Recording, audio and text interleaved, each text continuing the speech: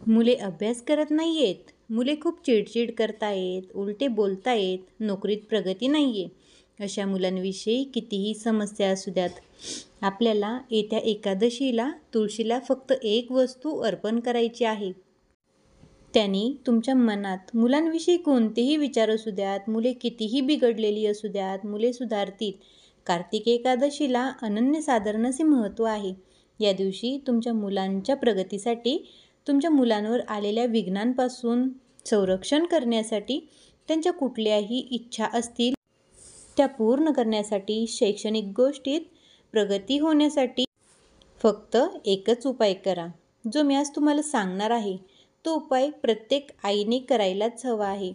तुमच्या मुलांवर कुठली बाधा असेल, जर तुमच्या मुलांना पितृदोष असेल किंवा मुलांवरती कुठलीही इडापिडा असेल, तर या एका उपायाने तुमच्या मुलांवरील प्रत्येक दोषाचे निवारण होणार आहे. तुमच्या मुलांची प्रत्येक दोषातून मुक्तता होईल. एकादशीच्या दिवशी आपण जास्तीत जास्त भगवान विष्णूंची आणि माता लक्ष्मीची आपण सेवा करत असतो. कारण या दिवशी जर तुम्ही भगवान विष्णूंसहित माता लक्ष्मीची सेवा केली, तर एकादशीच्या दिवसांमध्ये तुमच्या ज्या काही अडलेल्या इच्छा असतील, तर ह्या इच्छा नक्की पूर्ण होतील. बघा, एकादशीचं व्रत जे लोक करतात, अशी मान्यता आहे की एकादशीचं व्रत करणाऱ्या लोकांची अनेक पापांतून सुटका होत असते, किंवा एखादा गंभीर आजार असेल तर तोही नाहीसा होत असतो. अशा असंख्य गोष्टी ह्या एकादशीच्या व्रतामुळे घडत असतात. बघा, आता जर तुम्ही एकादशीचं व्रत करत नसताल, तरी एकादशीच्या दिवशी तुम्ही तुमच्या मुलांसाठी, तुम्ही तुमच्या आणि तुमच्या घरासाठी काही सेवा करू शकताय. तर तुम्हाला प्रथम मी सांगते की या महिन्यात नक्की एकादशी केव्हा आहे. 23 नोव्हेंबर वार येत आहे गुरुवार, म्हणजे येत्या गुरुवारी एकादशी येत आहे. तर या दिवशी संध्याकाळी, म्हणजेच येत्या गुरुवारी संध्याकाळी तुळशी मातेच्या जवळ हा उपाय आपल्याला करायचा आहे. तुळस माता ही श्री विष्णूंची प्रिय सखी आहे. तुम्हाला जर तुमच्या मनातील एखादी इच्छा भगवान विष्णूंपर्यंत पोहोचवायची असेल, तर तुम्ही ती तुळशीजवळ बोलल्याने ती त्वरित भगवान विष्णूंपर्यंत पोहोचत असते. त्यामुळे हा उपाय तुम्हाला तुळशी मातेजवळच करायचा आहे. बघा, एकादशीच्या दिवशी तुळशीचं जे महत्त्व आहे हे खूप मोठं आहे.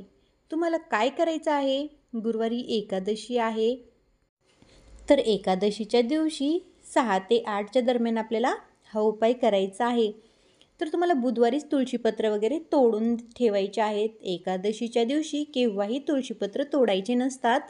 संध्याकाळी दिवे लागणीच्या टायमिंगला 6 ते 8च्या दरम्यान तुम्हाला ज्या टायमिंगमध्ये शक्य होईल त्या टायमिंगमध्ये तुम्ही ही सेवा करू शकताय. तुळशी मातेपाशी जाण्याच्या अगोदर एका तांब्यामध्ये किंवा एका ग्लासामध्ये पाणी घ्यायचं आहे. यामध्ये तुम्हाला थोडंसं गाईचं कच्चं दूध टाकायचं आहे. तुमच्याकडे गाईचं कच्चं दूध नसेल किंवा गाईचं दूधच अवेलेबल नसेल, तर तुम्ही म्हशीचं किंवा तुमच्याकडे जे दूध अवेलेबल असेल, तुम्ही गाईचं दूध तुमच्याकडे नसेल तर तुम्ही शेळी, बकरी, म्हैस यांचंही दूध वापरू शकता. फक्त दूध कच्चं असावं याची काळजी घ्या. तुमच्याकडे दूध जेव्हा घालायला येतात तेव्हा तुम्ही त्यातून थोडेसे दूध साईडला काढून ठेवा, म्हणजे तुम्ही दिवसभरामध्ये चुकूनही दूध गरम करणार नाहीत ते. तर 1 चमचा जरी दूध असेल कच्चं तरीही चालेल. त्यात चिमूटभर हळद टाकायची आणि ते व्यवस्थित मिक्स करून घ्यायचं. म्हणजे आता परत एकदा मी सांगते, एक तांब्या घेतला आहे तुम्ही, तांब्यामध्ये पाणी घेतले, त्यात थोडंसं 1 चमचा कच्चं दूध टाकायचं. दूध गाईचं असेल तर अतिउत्तम, नसेल तर जे अवेलेबल होईल ते दूध तुम्ही घ्या आणि त्याच्यामध्ये थोडीशी किंचित हळद मिक्स करायची. तुळशीच्या पुढे जाऊन बसा. तर हे दूध आणि पाणी मिक्स केलेलं आहे ना, ते आपल्याला तुळशी मातेला अर्पण करायचं आहे 6 ते 8च्या दरम्यान. तुम्ही जेवढं शक्य होईल तेवढं हे करा, दूध त्याच्यामध्ये घाला. कारण काय होईल, ते दूध खाली येईल, ते पायाखाली येईल, असं करू नका. पण आता मी तुम्हाला सांगितलं हे दूध तुळशीला वाहा, पण तुम्ही डायरेक्टली तुळशीच्या मुळाशी वासाल असं करायचं नाही आहे. तुमची तुळस जर कुंडीत आहे, तुमची तुळस जमिनीवरती आहे, तर फक्त साईडला आपल्याला हे पाणी घालायचं आहे. आपल्याला डायरेक्ट तुळशीच्या मुळांशी हे पाणी घालायचं नाही आहे. आणि सगळंच पाणी ओतावं असंही नाही, थोडंसं पाणी ओतलं तरीही चालेल. त्यानंतर तुळशीजवळ तुपाचा दिवा लावायचा. त्याचबरोबर तुम्हाला 11 लवंग घ्यायच्या आहेत आणि लवंग अखंड असाव्यात याची काळजी घ्या. या 11ही लवंगा तुम्हाला तुपात बुडवून घ्यायच्या आहेत. त्याचबरोबर जो लाल पिवळा रंगाचा कलावा असतो पहा, तुम्हाला माहिती असेल जिथे देवाचं साहित्य भेटतं किंवा आपण एखाद्या दत्तधामी किंवा कुठल्याही तीर्थक्षेत्री आपण जातो त्यावेळेस आपल्याला कलावा दिसतो पहा, तर तो कलावा तुम्हाला भेटला तर तुम्ही तो आणा. जर शक्य नसेल तर जाड आपला दोरा असतो ना त्यालाच हळदी कुंकू लावून लाल पिवळे करून घ्या आणि तुम्ही हा कलावा आहे ना डायरेक्ट तुळशीला जरी त्याचे 11 वेढे घातले तरी चालतील किंवा कुंडीला जरी 11 वेढे घातले तरी चालतील. पण लक्षात ठेवा या कलाव्याचे तुळशीला 11च वेढे घालायचे आहेत. त्यानंतर तुळशी मातेच्या कडेने या 11 लवंगा पुरायच्या आहेत. पण हे पुरताना प्रत्येक लवंग हातात घेतल्यानंतर मनात जी इच्छा आहे ती बोलायची आहे आणि नंतर ओम नमो भगवते वासुदेवाय नमः म्हणायचे आहे आणि नंतर लवंग खोचायची आहे. परत एकदा मी सांगते, लवंग हातात घ्यायची. लवंग हातात घेतल्याच्या नंतर तुमच्या मनामध्ये जी काही इच्छा असेल, तुमच्या मनामध्ये अशी इच्छा आहे की माझा मुलगा खूप खोडपत्रा आहे, खूप त्रास देतो, जेवण करत नाही आहे व्यवस्थित, किंवा मुले मोठे आहेत, शिक्षणात लक्ष देत नाही आहे, जॉबला आहे, जॉबवरती पाहिजे तसं पेमेंट अवेलेबल होत नाही आहे, चिडचिड करतो किंवा कुठल्याही प्रकारची मुलांविषयीची समस्या असू द्या ती मनामध्ये बोलायची आणि नंतर ओम नमो भगवते वासुदेवाय नमः असं बोलून लवंग खोचायची. असं प्रत्येक लवंगीवरती करायचं आहे. हे सर्व करून झालं की तुळशी मातेला मनापासून हात जोडायचे आहे आणि तुळशी मातेला तुमच्या मनातील इच्छा सांगायची आहे. 1 वेळा गायत्री मंत्राचा जप करायचा आहे. हे झालं एकादशीच्या दिवशीचं. तर दुसऱ्या दिवशी म्हणजे द्वादशीच्या दिवशी काय करायचं, नंतर तुम्हाला कलावा सोडायचा आहे. कलावा पूर्ण सोडून नाही घ्यायचा, त्याचा 1 राऊंड सोडायचा आणि तो राहिलेला कलावा म्हणजे जो सोडलेला कलावा आहे तो तसाच सोडून द्यायचा. राहिलेले जे 10 वेढे आहेत ते रोज करून एक अशा 11 दिवस आपल्याला ही सेवा करायची असते. पण आता प्रश्न पडेल, ताई लवंगीचं काय करायचं? आपण लवंग पण प्रत्येक दिवशी एक काढायची का? तर नाही, लवंग तिथेच ठेवायची असते. 11 दिवस तुम्हाला रोज तुळशीची पूजा करायची आहे. लवंग तिथंच ठेवायचे आहे. लवंग काढू नका. शेवटच्या दिवशी म्हणजे 11व्या दिवशी हा कलावा वाहत्या पाण्यात विसर्जन करायचा आहे. तर आज पहिला दिवस झाला, म्हणजे आता पहा गुरुवारी एकादश आहे, शुक्रवारी बारस आहे. तर तुम्ही बारसेपासून हा उपाय चालू करणार आहात.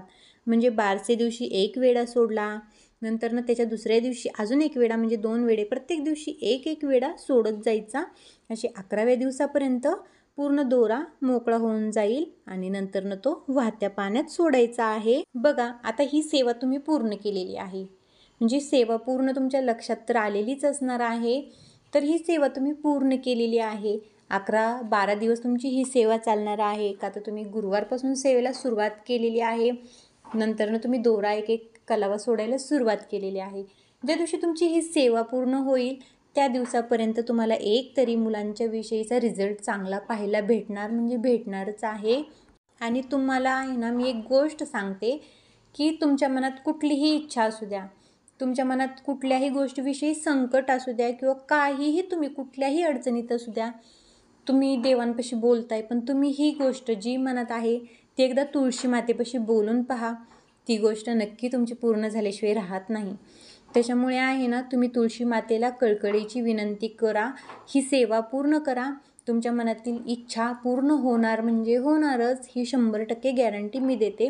11व्या-12व्या दिवसापर्यंत नक्की तुमच्या मुलांच्यात प्रगती होईल. अभ्यास करत नसतील तर ते अभ्यास करतील, बिघडलेले असतील तर सुधारतील, काही वाईट मार्गाला गेलेले असतील तर ते सुधारणार आहेत. पण सेवा करा, श्रद्धा ठेवा आणि त्या लवंगा आहेत ना, लवंगा आहे तिथंच ठेवून द्यायच्या. काहीच हरकत नाही, तुम्ही तिथं जरी लवंगा ठेवल्या काहीच प्रॉब्लेम नाही आहे. तुमच्या मनामध्ये काही वेगळं आणू नका, तुमच्या मनातील इच्छा पूर्ण होणार आहेत. आपण काही वेगळा मार्ग वगैरे निवडत नाही आहे, मुलांच्या कल्याणासाठीच आपली ही सेवा असणार आहे. प्रत्येक आईला वाटतं आपला मुलगा चांगल्या मार्गाला जावा, वाम मार्ग असेल तर तो त्यातून बाहेर पडावा. सेवा करा, सेवेकरी व्हा, तर नक्की तुमच्या मनातील इच्छा पण पूर्ण होत राहतील. श्रद्धा आणि विश्वास ठेवा. चलात मग आजचा व्हिडिओ पण असा होता. आय होप तुम्हाला आजचा व्हिडिओ आणि आजची माहिती पण आवडली असेल. आजची माहिती जर आवडली असेल तर माझ्या व्हिडिओला जास्तीत जास्त लाईक करा. माझ्या चॅनलवरती नवीनच आलेला असाल तर माझ्या चॅनलला सबस्क्राईब करा. चला मग श्री स्वामी समर्थ, जय जय स्वामी समर्थ. श्री स्वामी समर्थ, जय जय स्वामी समर्थ.